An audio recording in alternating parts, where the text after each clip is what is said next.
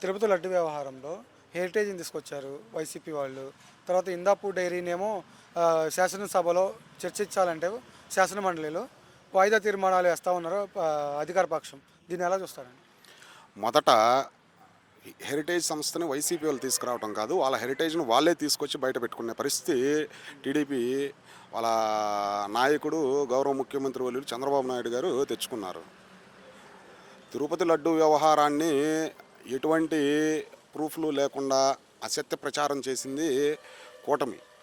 కూటమి సభ్యులు, మరి బీజేపీ ఉంది. బీజేపీ సనాతన ధర్మాన్ని పాటిస్తాము, హిందువులను హిందుత్వ భావాలతో కలిగి ఉన్నామని చెప్పేసి బీజేపీ చెబుతుంది. కనీసం తిరుపతి లడ్డూ వ్యవహారంలో మరి బీజేపీ ఏ స్టాండ్ తీసుకుందో ఈ రోజుకి కూడా తెలియని పరిస్థితి. అదేవిధంగా శాసన మండలిలో మా ఎమ్మెల్సీలు ఈ రోజుకి కూడా దాని మీద చర్చ పెడదామంటే దాన్ని వాయిదా తీర్మానాలు వేసుకుంటా వచ్చే పరిస్థితి కూటమి ప్రభుత్వాన్ని. దాని గురించి ఈరోజు కోట్ల మాట్లాడలేని పరిస్థితుల్లో కూటమి ప్రభుత్వం ఉంది. ఈరోజు కాదు, ఎప్పటికీ కూడా మాట్లాడలేదు. అలాగే జగన్మోహన్ రెడ్డి గారిని కూడా 11ంటికి వచ్చారు, 11వ తారీఖు వచ్చారు అని ఎగతాళిగా మాట్లాడటం, స్వయంగా ముఖ్యమంత్రి మాట్లాడటం, దీన్ని ఎలా చూస్తారు? గతంలో జగన్మోహన్ రెడ్డి కూడా ఇలాగే 23 వస్తే ఇప్పుడు మాట్లాడలేదు కదా. రాజకీయ వ్యవస్థని దిగజార్చే పరిస్థితుల్లో ఈరోజు కూటమి ప్రభుత్వం నడుస్తుందండి.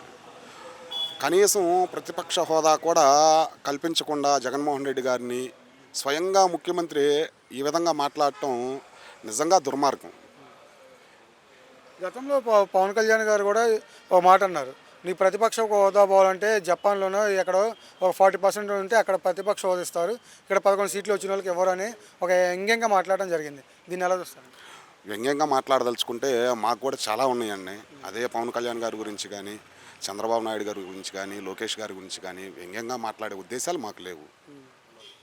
సనాతన ధర్మం అని చెప్పేసి తిరుపతిని ఏ దుస్థితికి తీసుకొచ్చారో, ఏ విధంగా సనాతన ధర్మం అవుతుందో ఇతను పాటించేది, ఏ విధంగా గొడ్డు మాంసం తిన్నారు. సనాతన ధర్మం పాటించే వాళ్ళు గొడ్డు మాంసం తింటారా? మీకు తెలిసి, నాకు తెలిసి అయితే తినరండి. నేను హిందువుని, నేను సనాతన ధర్మం పాటిస్తాను. ఈ రోజు కూడా ఏ రోజు మేము ఆ చర్యలు చేయలేదు. మరి చేసిన వాళ్ళు సనాతన ధర్మం ఎలా పాటిస్తారండి?